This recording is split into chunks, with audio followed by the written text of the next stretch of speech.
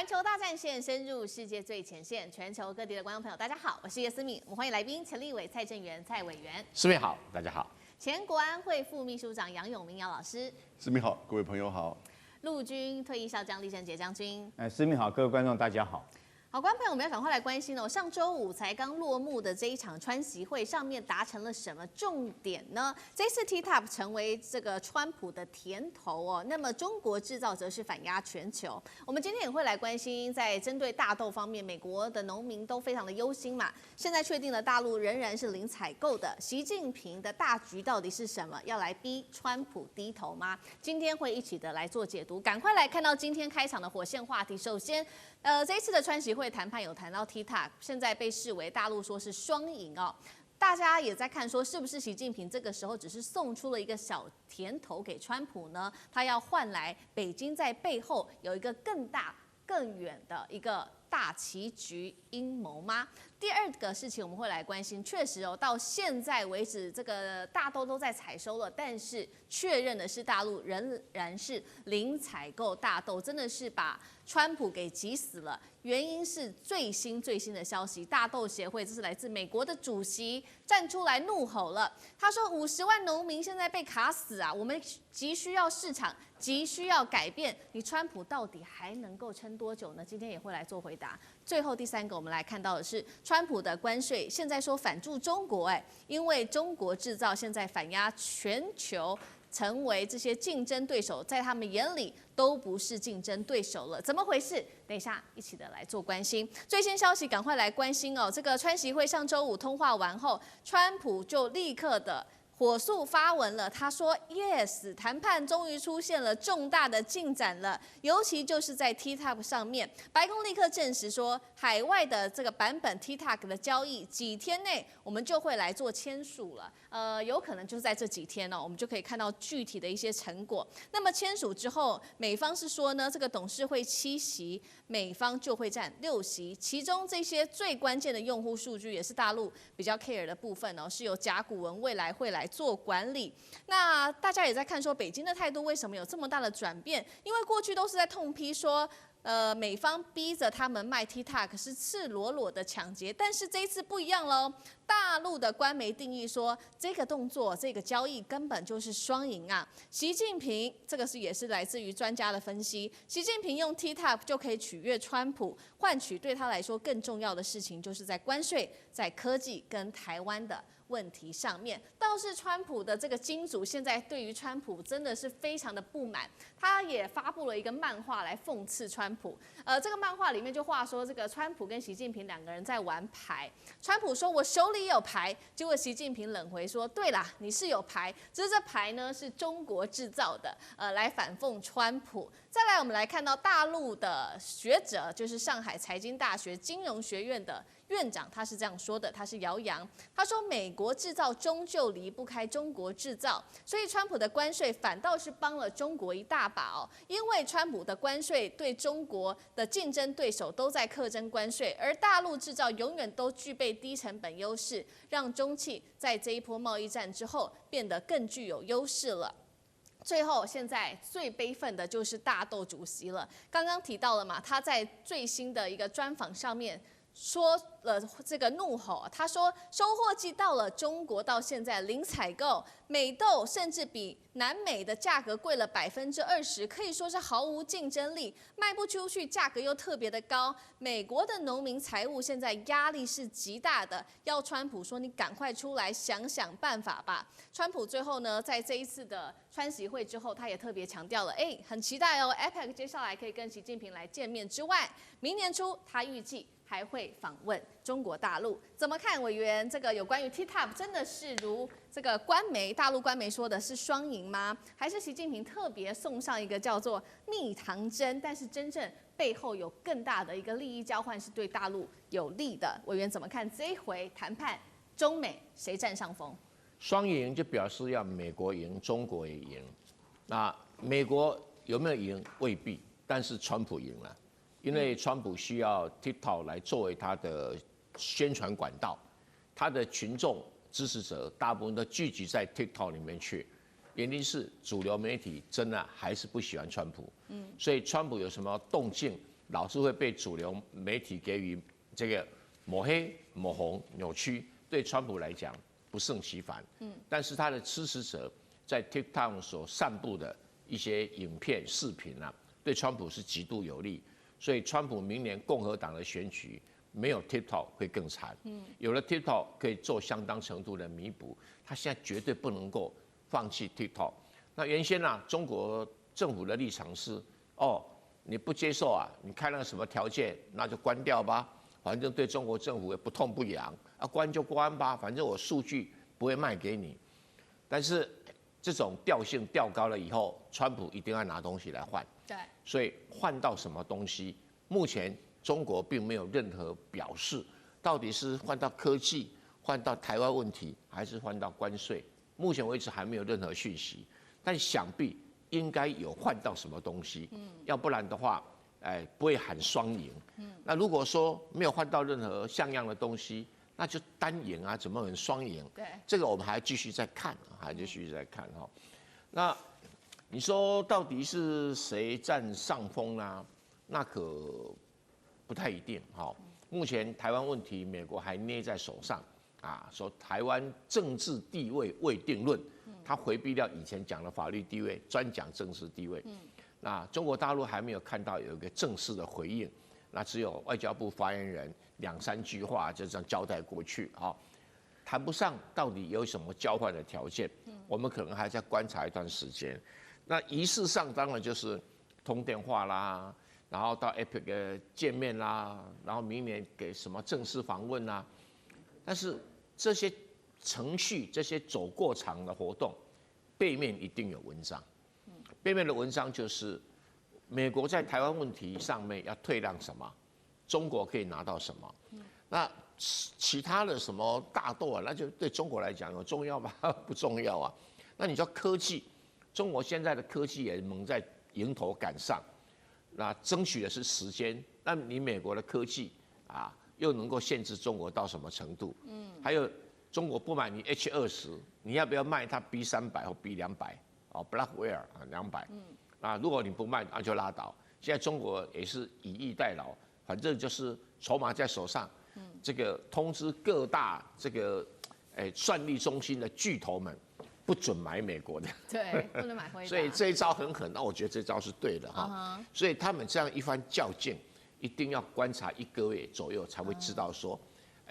陆续产生出来的真相是什么。现在说双赢，言之过早。好，我们也来看到，那确实现在大陆说的双赢，大家就在看说背后的交换到底是什么，之后还要持续观察，不管是关税，不管是科技，还是台湾问题。但另一方面，这个确实现在大陆可以死握着川普最害怕的就是他的选票，因为50万农民现在在叫苦连天。厉将军怎么看这一场这个川习会谈？这第一个问题，第二个有关于大豆的议题。我觉得这个美国大豆这些农民来讲，大家应该是绝望了应该是没希望。为什么？因为大豆它不是说今天产了，你明天就可以运出去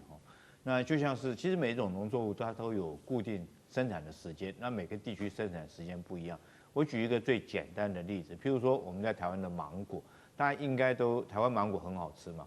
其实最早能够熟成的芒果是枋寮，从南部开始，然后一路向北来生产，最后是到台南的玉井它是有，就这个月可能是刚开始是这个枋寮的，然后最后1个月生产的是玉井的，因为随着纬度高度的不同，所以说它成熟时间不一样。大豆也是一样，北美洲就是美国产的大豆，跟南美洲它生产的时间是不一样的这是第一个。第二个来讲的话，你知道美国最大的农产品输出就是大豆其实我们今天讲的有50万的农民靠种大豆这个来出口来维持它的生计。那现在来讲的话，美国这批的大豆今年已经这个生产了，它按理说应该在这个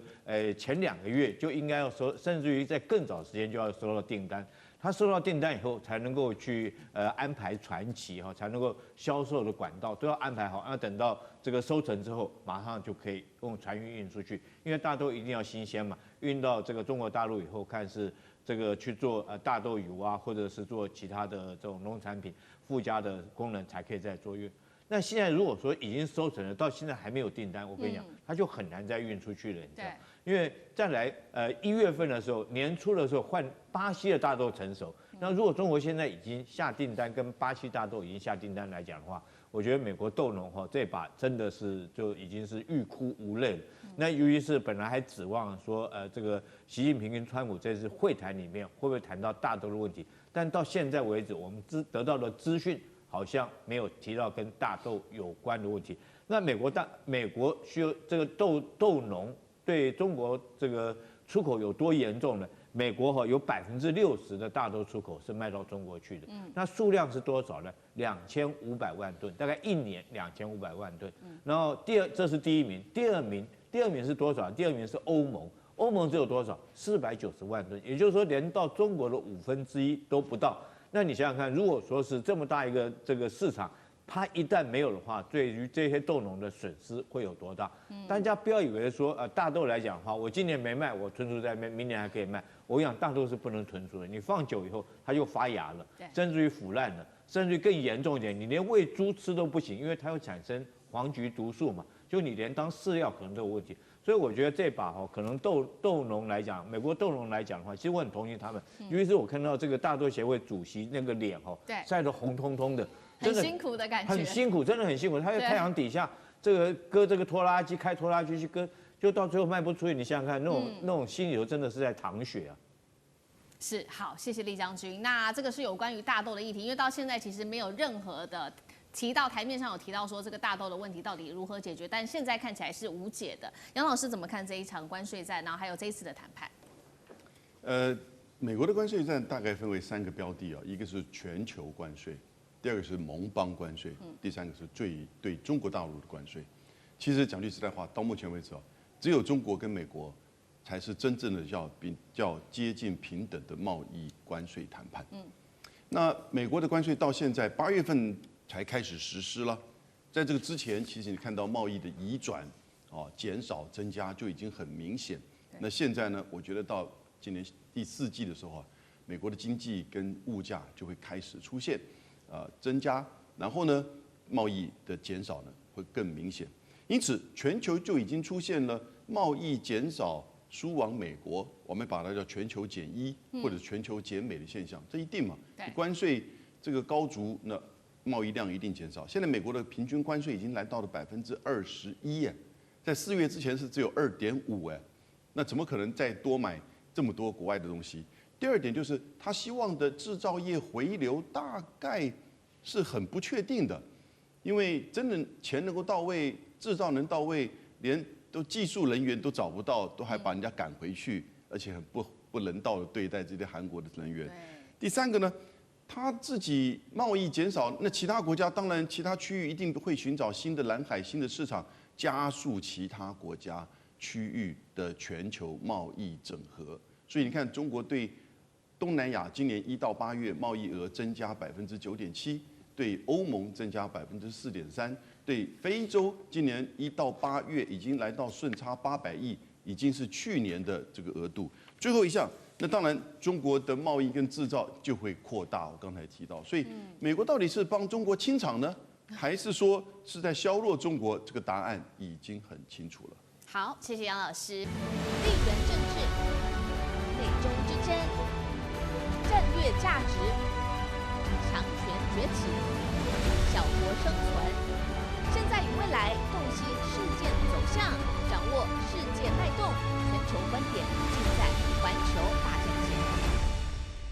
我们要来持续关心哦，现在这个因为北京的一带一路持续的在多个地方不断的扩张，等一下我们要关心到，不管是南美洲国家，或者是在阿富汗、中东地区，美国现在可紧张了。接下来他祭出了许多的反制动作，中美之争，尤其是海陆权的这个之争，等一下我们会一起的来做关心，谁胜谁赢呢？赶快来关心到的是，因为川普这一回说他要出兵，不管是阿富汗或者是委内瑞拉，都是剑指大陆，挡不住这个北京“一带一路”的攻城略地吗？等一下都会一起来看。先来看今天的3个火线话题。今天会来关心的是，川普说了，他要夺下巴格兰基地，这是位在阿富汗这边的，冲着就是中国的核武，还是觊觎阿富汗当地拥有非常丰富的黄金跟稀土呢？所以他是冲着安全保障，还是背后的这一些稀土的利益呢？等一下都会一起来做关心。第二个事情是，美军在加勒比海这边卫宣之战哦。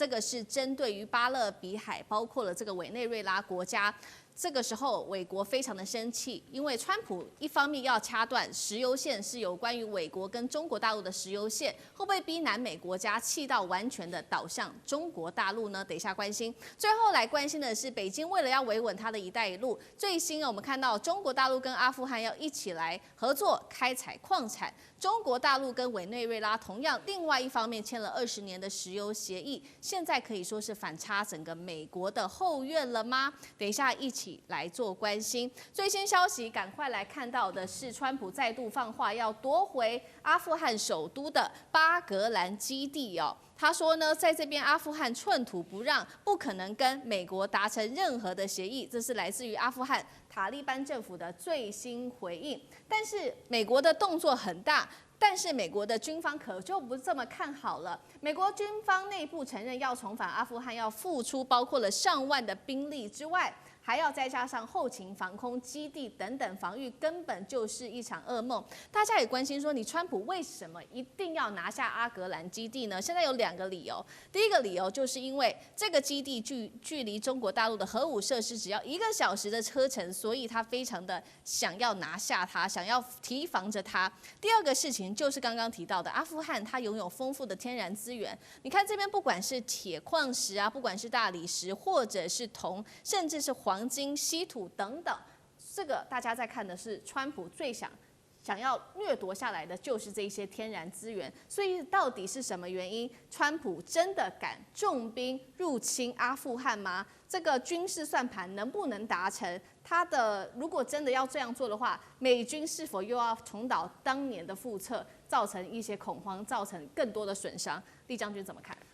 其实我们都知道，阿富汗号称是帝国的坟场，就代表说每一个帝国，它若有军事实力，它想要控制中东来讲的话，它就必须要控制阿富汗，然后控制阿富汗可以控制中东，可以控制中东以后，就可以控制向东来讲可以控制亚洲，向西边来讲的话就可以到达欧洲，向北来讲俄罗斯，它等于是位于欧亚板块的中央位置，所以历来的帝国都想要争夺占有这块地方，但是很遗憾的，所有帝国都在这个地方这个铩羽而归，包括从开始的英国，然后苏联因为入侵这边，最后结果闹得他自己苏联解体，美国打阿富汗大概在前年2022年才狼狈的这个打了20年攻克不下来，才狼狈的从这边撤军走。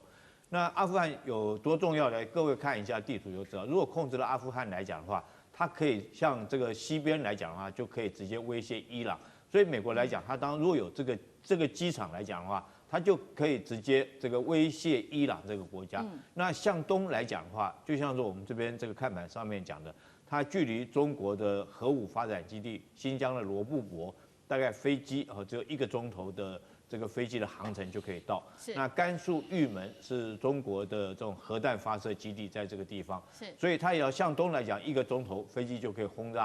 炸机就可以轰炸这边。那这个巴格兰的空军基地，光这个跑道就3600公尺那么长。那时候是美军在这边这个打这个伊斯兰国恐怖组织的时候所盖的这个机场然后可以供各型的轰炸机，包括现在最先进的 P2 轰炸机，包括 B52轰炸机，也可以供各型的加油机、预警机，在这边确实是一个可以控制中东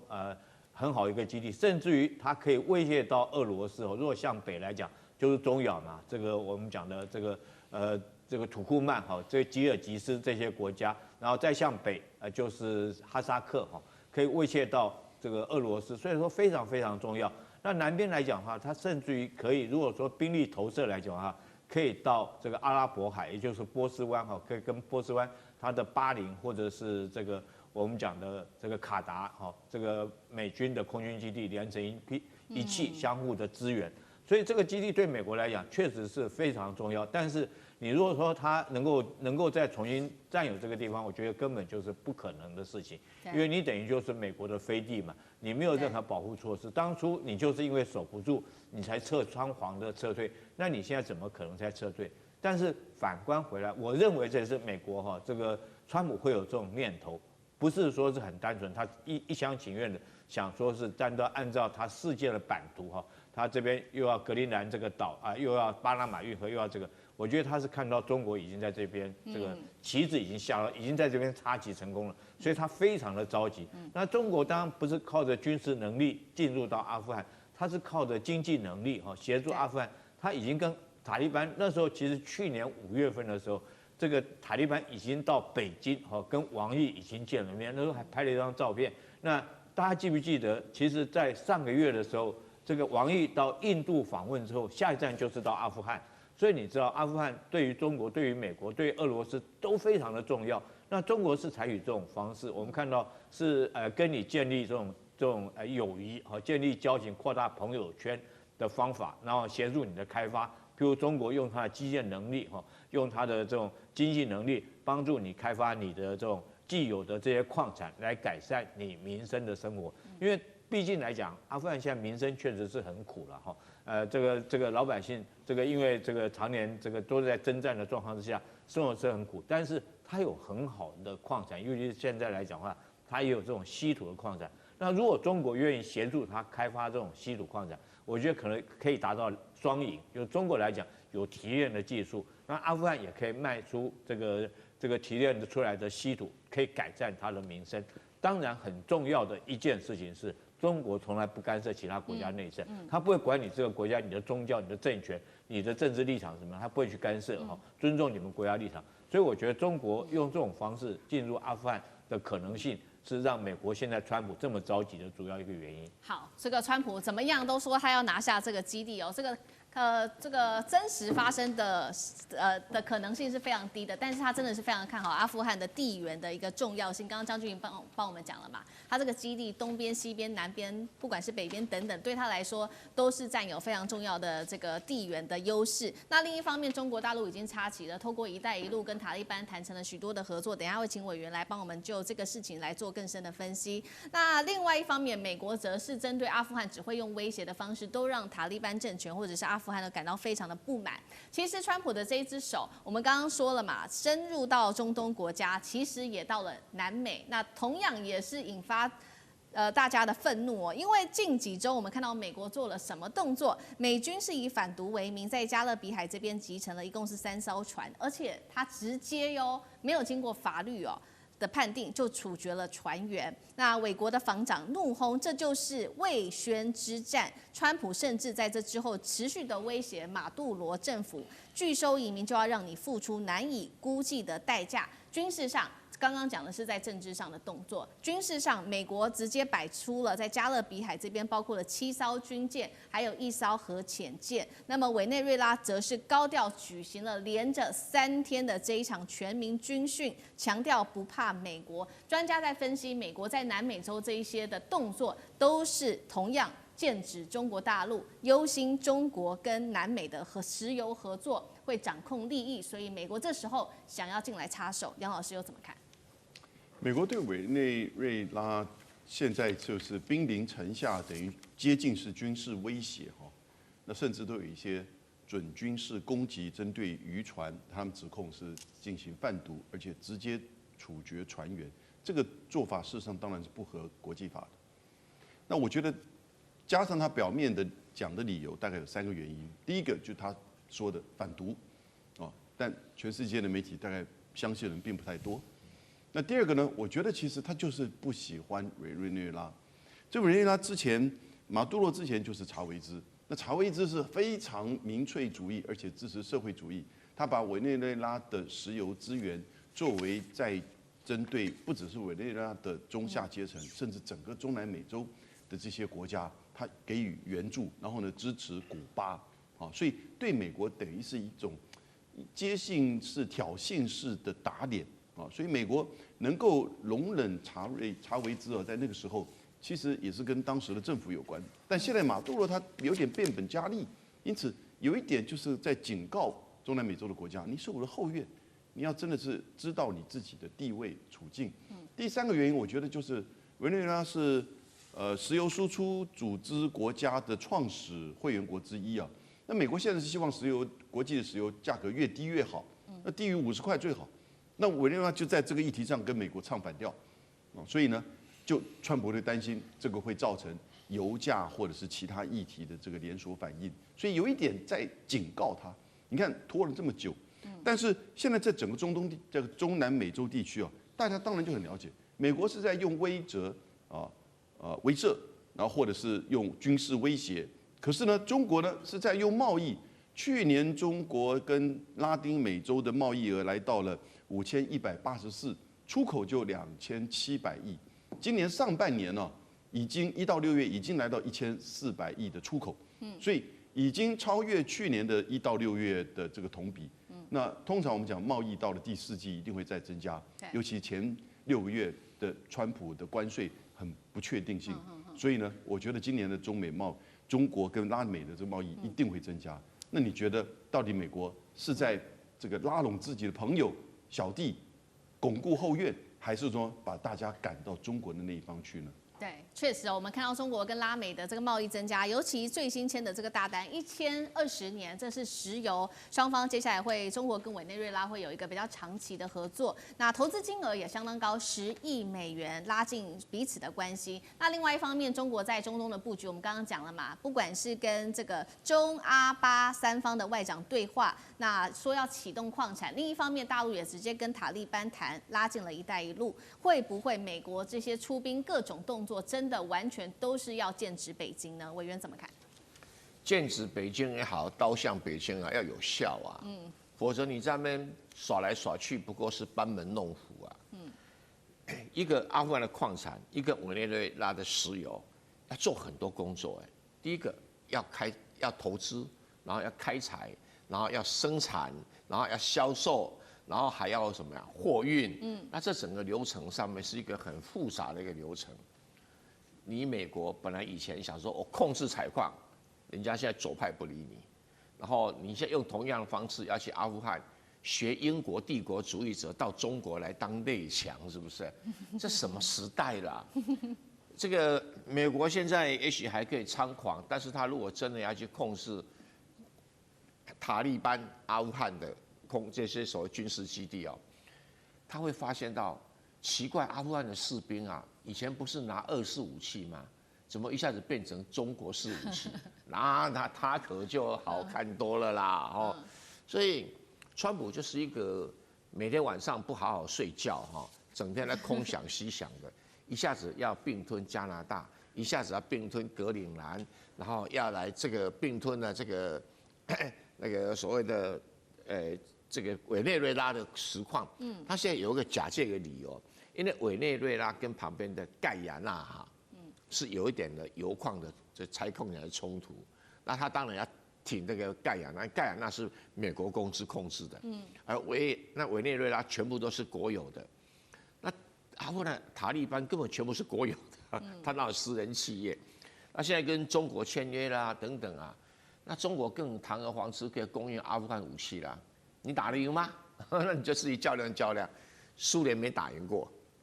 美国没打赢过，因为阿富汗的地形太特殊。是这个地形特殊，使得你美国的空军、陆军都派不上用场，还经常被打挂了。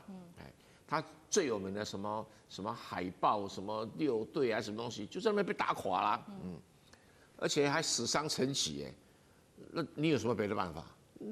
没有别的办法，空军也没用，海军离得更远，那你只剩下特种部队。特种部队是一个轻装部队。刚好阿富汗也是轻装部队，他就是吃定你啦。那这个是苏联的痛，也是美国的痛。他打了20年，竟然打不垮，那表示什么？表示你现在再去占领空军基地，好啊，你可以控制空军基地啊，到时候没水没电，你自己去弄水弄电，然后你要怎么去控制空军基地？整天游击队今天打你，明天打你，所以川普是活得不耐烦。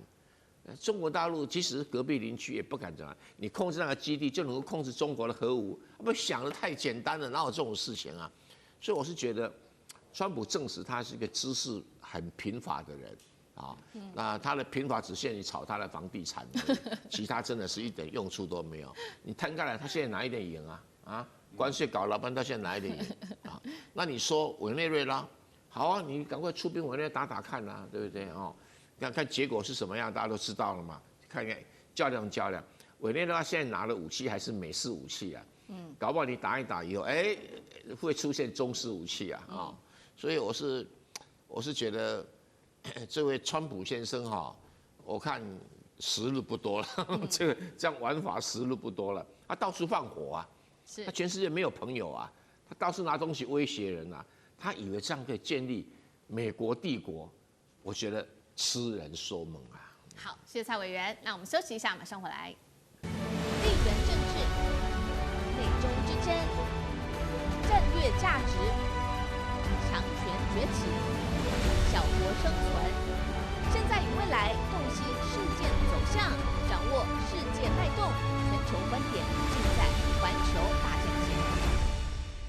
观众朋友，科技站，我们赶快来关心到的是中国大陆，它的良田现在秒变成高科技。等一下我们会来带大家看到的就是这个是中国大陆的芜湖这边，它现在开始大兴土木，做什么呢？产稻田种伺服器的 AI 园区哦，巨大的星际之门崛起，是否冲击美国的霸权呢？赶快来看到这个是英国金融时报的独家报道，披露说，确实中国大陆正在打造属于自己的星际之门，而且不是口号，是真的已经在动工大兴土木了。那么地点是选在安徽芜湖这个地方，也就是安徽的东南部的这个芜湖。来看一下这个画面，其实呢，它原本在这边呢是一个很大的土地，原本都是种稻田的。不过呢，在近期它就是把这个大片的稻田全部铲除，改种 AI 伺服器，所以到时候会看到高达307公顷的土地华丽转身变成了巨大的伺服器农场，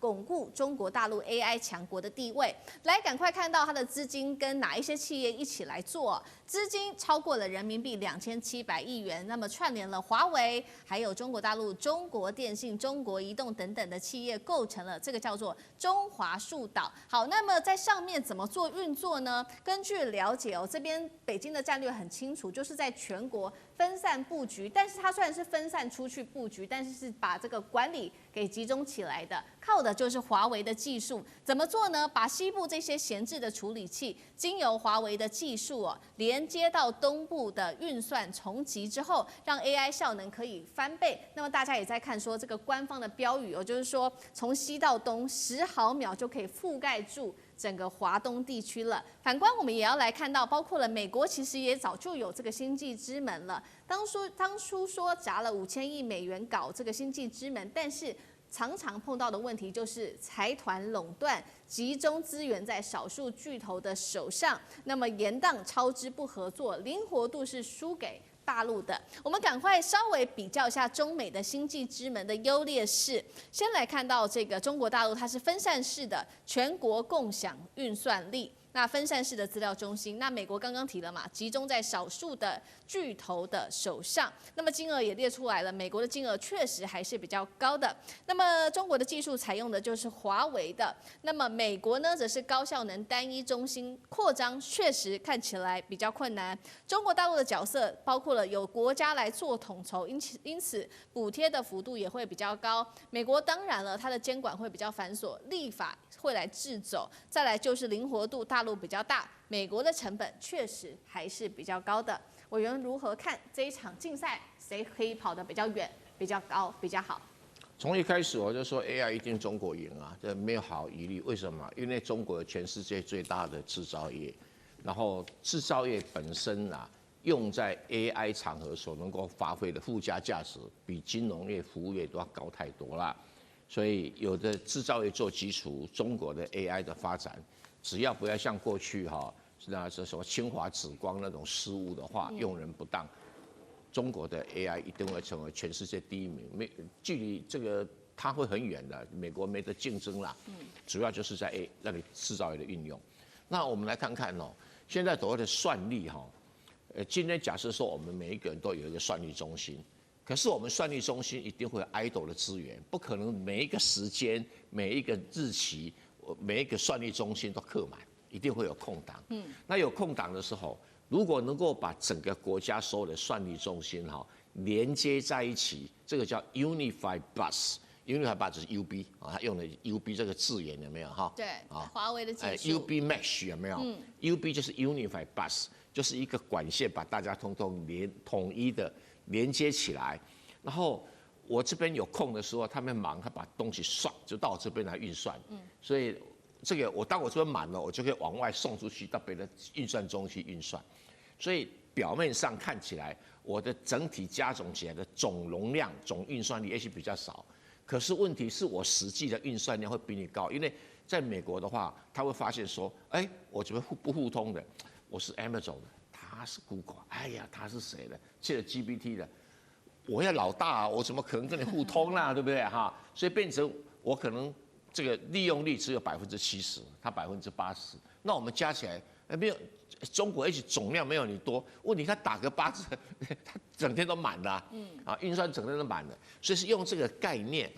那 Unify Bus Mesh 就是一个节点，我们一个节点一个节点，他用统一的方式把它们都能够串联起来，那技术效率当然会提高1倍啦。那再加上这个政府说你们连在一起，我就给你补贴，有的这么一个诱因我的补贴不少，30%，这补贴不少所以等于全国共享运算力，没有那种单独隔离的运算力中心不管你是阿里巴巴的啦，你是什么百度的啦，你是华为，你是谁，不管是谁设了，你也知道中国大陆的社会主义，中国特色社会主义就是你通通连起来就连起来了所以争论不大。这个你丢了这个370亿美元它的效果，你丢5000亿搞不好还不如人家，再加上电力互相运用跟输送，思敏，我这边没有电赶快送过来，对不对？我这边多余的电一将军我抛过去，所以电力稳定，供给永远充足，然后运算呢，大家可以怎么样？互相分享，不会有塞车的情形，这一点非常非常的重要。但是这一套对不起只有中国政府出来弄才弄得成，要不然你那财团每个人在竞争不得比如说 Google， 我就是要把 Microsoft 打垮 ，Microsoft 我就要把 Amazon 打垮我要独霸天下。那用这个中国式的方式，就是你要竞争，不是你死我活，大家共同生存的一个方式。我觉得光这样就赢马了啦！你看，不管在安徽五虎设了什么中心，要把大家串联起来。虽然中国没有名字叫什么星际之门，那美国人取的啦，Skygate 什么的，不管它 Stargate， 那是你家的事。但是这个方式，中国是一定赢。好，你要发展 AI， 你要发展这个算力，重点都是背后的这个电力。那确实，现在自己美国也承认，他们的电力确实早就已经碰到问题了。这是能源部自己说的，他说电网10年来几乎都没有增长然后它的核电厂一建居然建个10年都还没有建好。但是反观中国大陆18个月最新统计新增的核电容量等于是美国的总增长。那他们这边也做了一个估算，到2030年，中国核电的装机量达到1.13亿千瓦，会超越美国全球第一。那俄罗斯这个时候竟然也出来喊话，他说要来帮助中国大陆全面超车美国。杨老师怎么看？对啊，如刚才蔡委员所说 ，AI 产业、AI 资料中心的发展是需要多方面的配合、整合。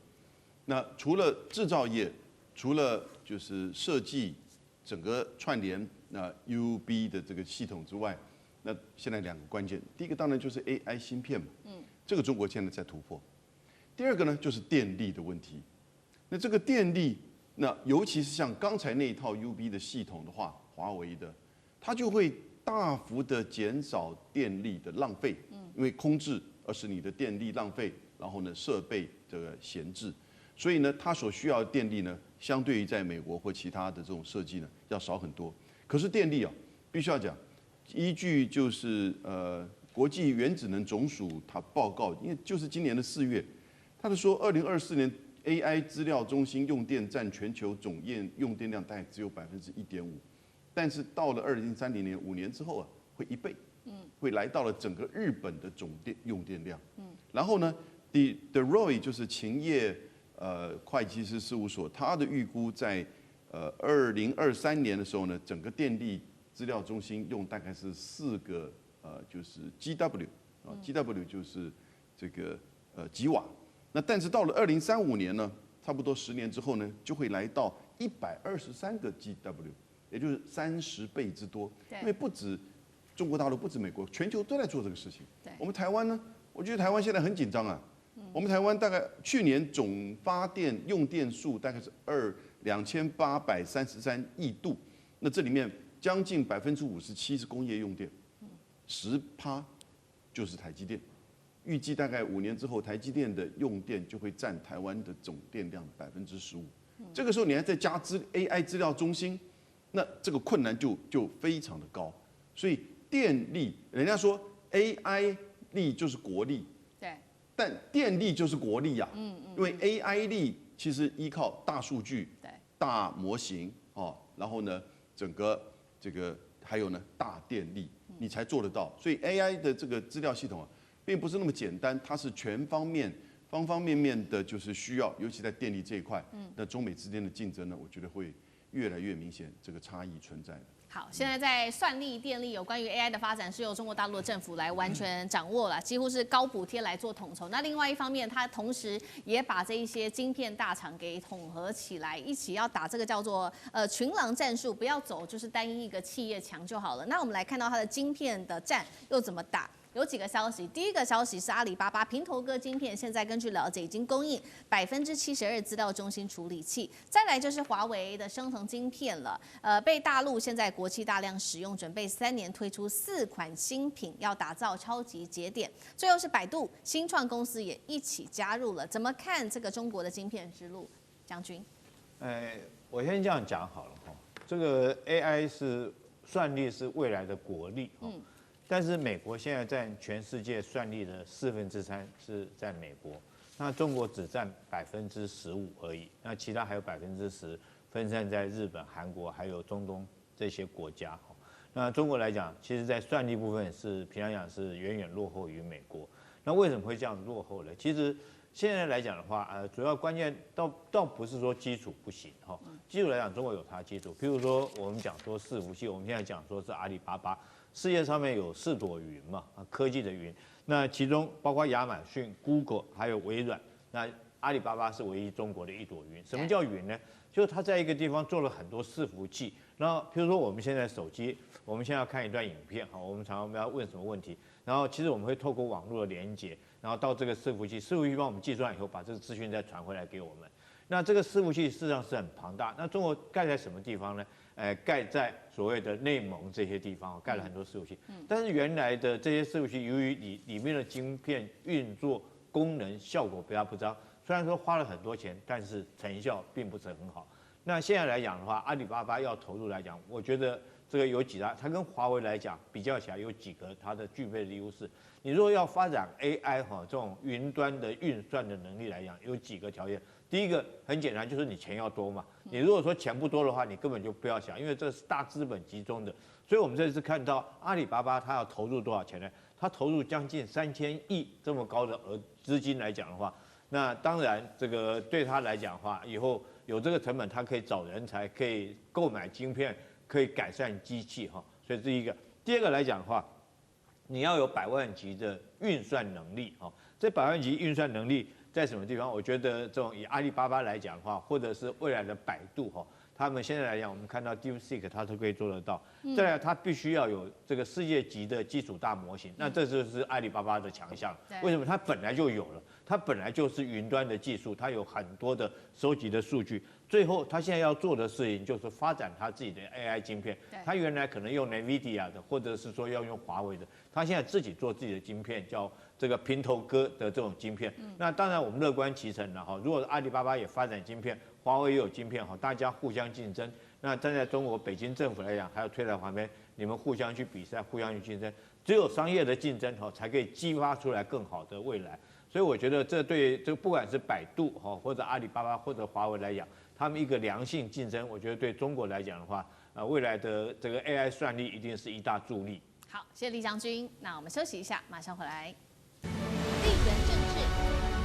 美中之争、战略价值、强权崛起、小国生存，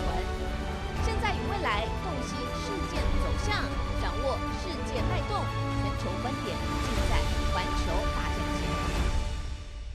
好，好，观众朋友，接下来我们要来关心到的是有关于台湾政坛的一个最新民调。赶快来看到，这是联合报做的最新民调。现在数据显示，赖清德总统上任1年多来，我们来看到他在处理两岸关系上面的比率哦，大家民意到底反应如何？看到画面，从43%暴冲到63%，是不满意他处理两岸关系的比率。换句话说，超过60%台湾人对于这位自称是务实台独工作者是不满意的。那比较讽刺的事情是，抗中保台当时喊得非常大声，但是我们现在确实从民意上面来看的话，这个结果是不好的。那么亲美的比例跟这个亲中的比例也开始出现了剧烈的变化，亲美的比例从21%掉到了18%，亲陆的比率从8%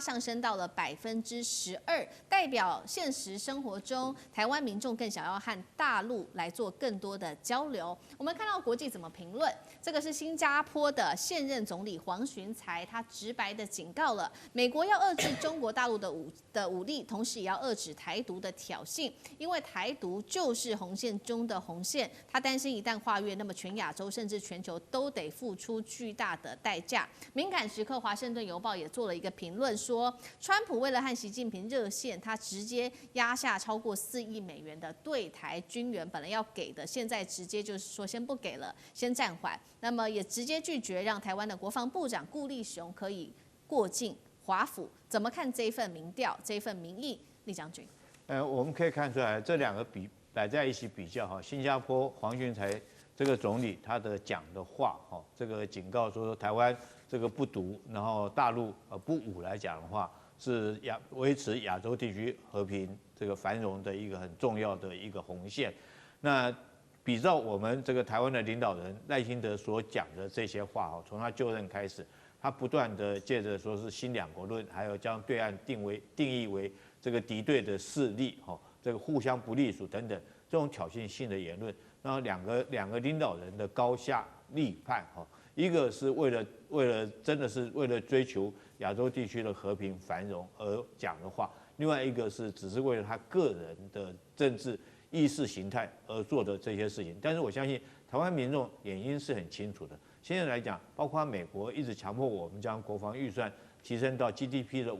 然后赖清德就这样就愿意配合这样来做。然后另外一个在关税问题上面，也让台湾民众更清楚的认为说是美国并不是真心诚意的朋友要帮助我们，反而我们认为来讲的话，从馆长去大陆之后，让台湾民众可以看到大陆很多事实上的进步，跟当时这个民进党用这个愚民的政策宣导的是完全两回事。所以民众慢慢在这方面有了清楚的认知之后，我相信台湾的民众自然有一个正确的选择。好，现在这个民调是说，期待两岸维持沟通的民调高达88%，那怒批赖清德的有63%啦。那杨老师又怎么看？这个民调今年的呈现的变化，我觉得3个因素了。第一个当然是肇因于赖清德政府自己本身政策的错误，然后第二个是两岸关系的变化越来越紧张，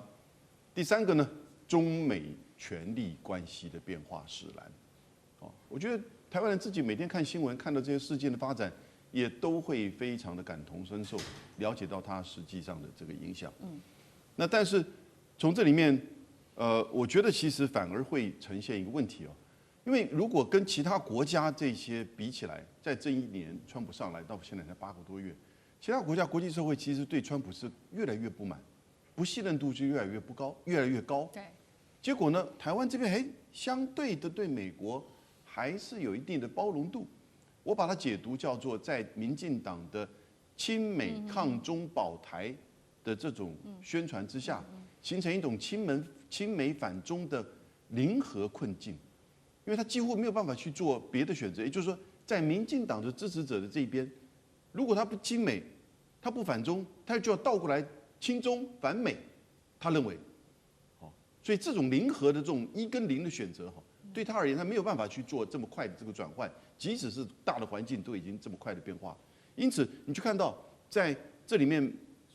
没有呈现出来，但是在这个调查里面呈现出来，你对于美国会军事协防台湾，你相信还是不相信？ 49%现在是不相信，去年只有42%，增加了。相信的还是41%，去年是49%，所以在这样情况之下，还是有41%的台湾人，应该大部分是民进党支持者，还是认为美国在两岸冲突的时候会军事援助台湾。这种论述其实已经没有办法去做选择，因为他们自己如果现在你要不亲美，你就要亲中，在这样一个情况之下，使得民进党支持者呢，处于一个极度的困境当中。是，那蔡委员又怎么看？从民调来看的话，去年有29%表态，今年有30%表态，所以表示仍然有70% 的人不愿意表态。那说法就是我希望维持现状，可是心里面又很清楚，好像这个现状又很难维持，所以有一部分人就很急的要搞台独，像赖清德就宣布，中国大陆是敌对国家，两国互不隶属。所以可以搞台独的把戏就一个一个推出来，他希望是巩固这个所谓的亲美的21%，今年下降到18%这样的一个基础，这个基础对赖清德来讲是不能放的，然后就把其他人说你是中共同路人，打的就是那个8%，可是越打越旺，变成12%，来回就有这么一点差距了，所以民意正在变化，可主流民意还是不愿意表态。他就是还在观望，他也不知道该怎么办，所以就看两边去斗法吧。那你说美国呢？美国的态度也是很复杂，一方面是希望把台湾当作棋子，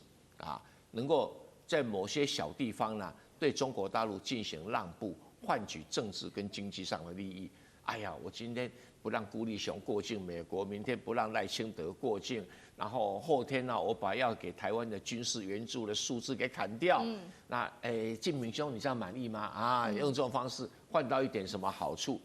那大陆一样啊，大陆现在平常有的观察，也不是他们自己所讲的，什么统一是历史必然啊，统一是必什么历史大事啊，哪有？看不到这个迹象啊。然后他们也很急。因为面对的，你可以看得到，董金跟赫格塞斯也讲台湾问题，王毅也讲台湾问题。我相信习近平现在跟川普讲，一定会提到台湾问题，他们压力很大。因为正面的来讲说，我93大阅兵这么成功，军力这么强，可老百姓一般民众在网络上的反应是说，那我们解放军既然这么强的，你还没有办法收复台湾，就变成一个。北京领导者一个很大的压力，所以他们要急着去找到办法来解决。可是我分析讲过啊，我说和平就不可能统一啊，统一就不可能和平。然后他们又说中国人不打中国人，所以全部都搅成一团啊。他们也在困境当中该怎么解决？那台湾的赖清德政府在今天跑到荷兰国会去通过支持台湾加入联合国，明天跑到那么多澳大利亚什么一个人去搞得好像台湾独立一煞一回事一样。也就是黄勋才讲的，台湾独立虽然是中国的最大红线，但是赖清德这个要挑战这个才能够生存。而美国呢，美国也莫衷一是，有一票的美国国会议员学者主张要拿台湾来修理中国，有一派说且慢，我们可能还要再想想，没有那份实力。也就是目前处于一个混乱中间。那台湾老百姓为什么会在心理上会有这种改变呢？主要的有几个，第一个。就是李强大陆国务院总理李强开放签证，所以引来了很多的各地的网红去大陆上拍摄旅游新疆没有强迫劳动没有种族灭绝所以最后结果变成老百姓开始要怀疑你那个绿媒讲的话是不准确的。那第二个，去年又来个什么甲亢哥，更是轰动一时。那今年又来个馆长陈之汉，我让台湾老百姓说你骗我对不对？没有那么可怕而且又很进步、很发达再加上大阅兵，他是心有数，要武力台独已经没希望了。尽管还是有少数人在那边假装这个假装那个无才无能，然后写了一个什么这个国防这个什么安全手册。不是给他笑掉大牙嘛？那这个老百姓看在心里面不吭声，不吭声。所以现在正在处在民意的转移。那赖清德如果没有办法抓住这些中间选民心态的改变，以前是我害怕宣布独立会战争，所以我维持现状，但是我想独立。那现在已经慢慢转成我知道根本没有独立的机会了，那可不可以尽量不要统一？所以这心态正在改变当中，我们正处在这个过渡阶段。那你如果赖清德会不会走向是跟大陆的沟通呢？不会，因为他守住剩下那个18%的人，就是他的老本。那他觉得我18%，我再抓个22%，我就40% 啦。然后搞不好你们蓝营的跟白营的又处不好，我又捡到啦。所以他赌的是他的个人的权利。那真的会不会规划出两岸的一个什么长治久安的方法？放心，赖清德不会这么干的。好，谢谢委员，谢谢老师，谢谢。地缘政治、内中之争、战略价值、强权崛起、小国生存，现在与未来洞悉事件走向，掌握世界脉动，全球观点尽在环球大战线。好，接下来我们要来看到是川普掐断自己的科技人才，还有在 AI 跟中国大陆比拼的命脉吗？为什么这么做？因为呢，他最新寄出了这个是 H1B 哦，暴涨价格哦，逼走了许多本来在美国这边应该要有的人才。北京是否捡到了最大的便宜呢？我们赶快来看到，这是最新消息哦，川普真的再次的把自己的人才路给逼走了。本来 H1B 的签证的费用哦是数千美元，结果现在说一下子暴涨到10万美元，等于是你博士生刚毕业，你就要去找工作，就要付出这个300万美元，企业主来帮你付了。那企业主恐怕就因为这个原因也不想要雇你了，恐怕会有这样子的一个问题。那这个10万美元呢，根据了解是一次性的一个费用。那我们来看到几个比较关键的数字，可能会影响到美国的。首先就是美国现在持有 H1B 的员工已经越来越多了。到底有多少呢？当时2003年的时候只有32%，现在有高达65%的人都是拿 H1B 的。换句话说，如果你对这些65%的人寄出限制，那你不就会有大批的人才流失了吗？第二件事情就是，其实呢，你的电脑的毕业生的失业率还是算蛮高的，高达6.1%到7.5%，这个数字是高的。再来就是美国针对这些外籍人数的劳工的使用数不断的翻倍，包括在了数学啊，或者是在电脑，甚至在工程等等的领域，劳工数字翻倍，但是整体的就业成长现在看起来还好，44%而已。现在呢，律师也出来警告了，你要使用这样子的 H1B， 未来不会只是影响到科技业而已，包括了这些医疗研究、生技产业都会受到波及，可能让这一些高价值的工作者，他们就干脆算了，我移民到我去海外去工作好了，拱手把 AI 的竞争优势干脆都会交给中国了。美国确实在过去有非常多的人是使用 H1B 的签证的，有谁呢？赶快来看，其实都是大家认识的大头哦，不管是微软的执行长，或者是这个 Google 的执行长，甚至是特斯拉执行长马斯克啊，川普的妻子梅兰妮亚，甚至是这个 Instagram 共同创办人，过去都是拿 H1B 的签证的。接下来对于美国来说会有多伤呢？会不会把这些优秀的人才推向中国？委员怎么看？这个势必会有这种趋势嘛。一个拿 H1B 签证的员工就要付10万块美金，那一个公司如果请10个就要多少啊？就100万美金。你这个人事成本是开玩笑的嘛？这简直实在是一种剥削你啊！那美国一年大概发给 H1B 的签证叫做专业工作签证，大概一年大概85000名啊，新增了85000名。那旧的还不在，要延长还不在这里面的，所以因为它 H1B 签证是1次3年，然后可以延1次，那延1次再转成其他的签证哈。我在美国念书，我也在美国工作，但是我当时是拿 J1 签证，所以就不受这些影响啊。那一般学生拿 F1 签证，我拿 J1，因为我的身份是公费留考的学生，所以我就像那个政府的那种奖学金一样。就拿J1，所以工作没有受到影响啊。那其他人啊，如果要进入美国工作，是一定要拿这个 H1B。那因为专业，这个美国是一个很缺乏专业的一个国度，而且它需求量又很大。比如这个 AI 发展这么多，它一定会需要很多 AI 相关的人才啊。对。然后你这个现在美国医疗业啊也很缺人才，所以也要去给很多 H1 签证。那你现在一下子就要扣那10万块美金。到底是雇主付还是他付嘞？哦，那如果他要付的话，那等于是什么？等于是外劳中介费，全部自己付吗？自己要付吗？不是企业付吗？理论上企业付，可是企业有大有小啊。他如果要付这么多的话，哈，他就干脆在用本土啊，目的是要逼用本土了。那如果本土没这个人，他就要萎缩或者提高这个营业成本，变成倒过来转嫁到要求的 H1B 的人。那这样他不去了，那这些人呢，就想一想，那好，中国有机会就跑回中国，尤其是对于大陆留美学生，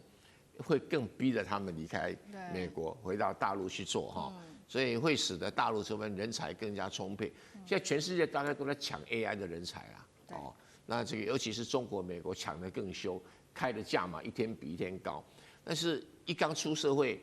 这个比如那个拿个硕士学位啊，10万块美金啊，你不第1年薪水都没了。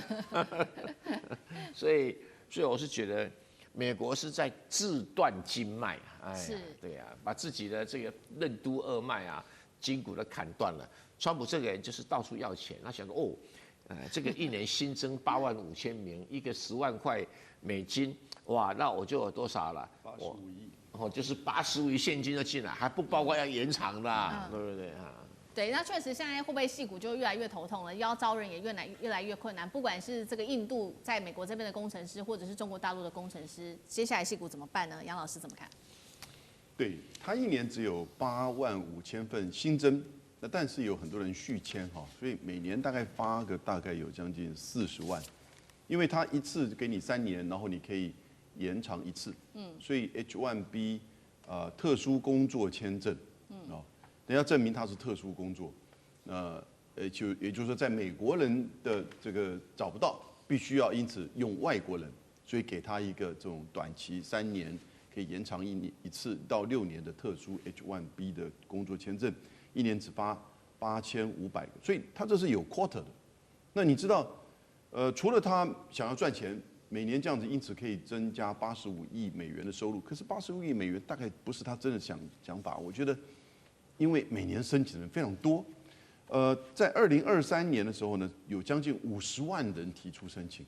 啊，有的人是到美国念书，大学硕士，然后留下来，然后找到工作，然后申请这个工作签证。有的人是想要从国外直接过去，对，那特别他对于硕士毕业的还给他比较多的这个抽签的几率的保障，所以我有个朋友到这个的小孩到美国念书，然后呢找到了 PwC 一个会计师事务所，结果抽签没抽到，这就 H1B， 所以他就被派到新加坡去，因此就变成抽签的几率的问题。那这个时候如果今年我看到他今年财政年度提出申请的是降低了，因为川普上来了，但是也来到了36万人次，36万抢8.5万，那如果他这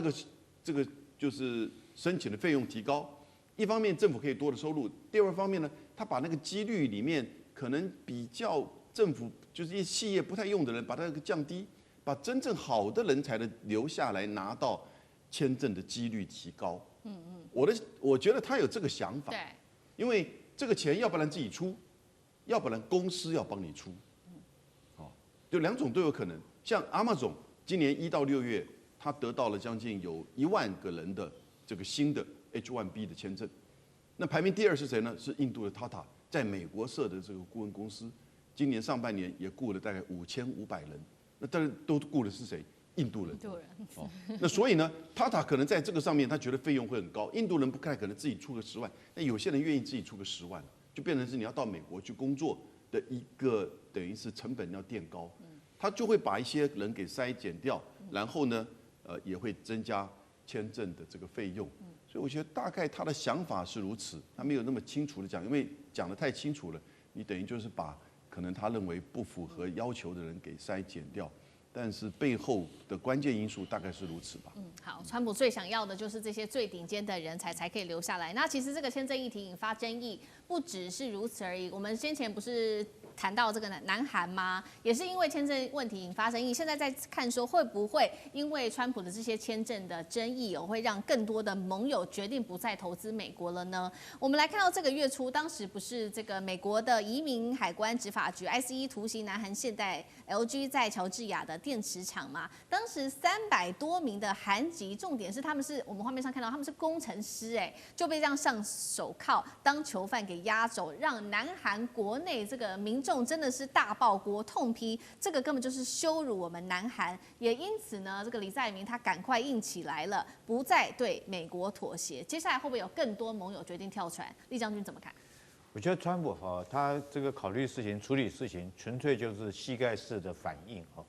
他因为这个人家跟他反映说，美国有4家企业公司，因为裁撤了他们自己美国的这种员工，改用外国员工。他一听以后，他马上就来了。那你签证来讲的话，马上提升到这个10万美金这么多那你说是不是膝盖式的反应？他目的其实是什么？就是说我希望说是各个企业都用我美国的人才，增加我美国人的就业率。他初衷是这个样子了。那你说这种韩籍工人这次是不是也是这种情形？也是这种情形呢？因为这个包括美国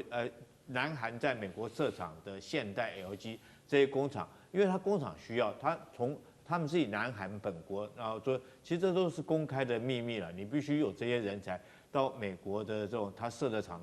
来工作，来做技术指导来做师傅教徒弟，你才可以把他们教会嘛。那当然，你说一次的签证3个月可能还来不及这个教会，还必须要他继续留下来，所以这都是公开秘密。那你现在居然用这种手段把人家赶走，其实不只是高阶是如此，连基本的员工他也是这样。他不是前一阵子用陆战队跑到洛杉矶去，把一些这个南美洲那个洗盘子的这些移民来讲也抓起来，全部又移送回去。所以，但是川普我说他是膝盖式的反应，他都没有考虑到这些事情的后果。当初这个 H1B 这个政策来讲的话，是老布希时代在1990年的时候，他为了让全世界优秀的人才能够到美国为美国所用，到美国来工作，所以他开了这个设了这种签证，原来签证费用只有多少？1500块美金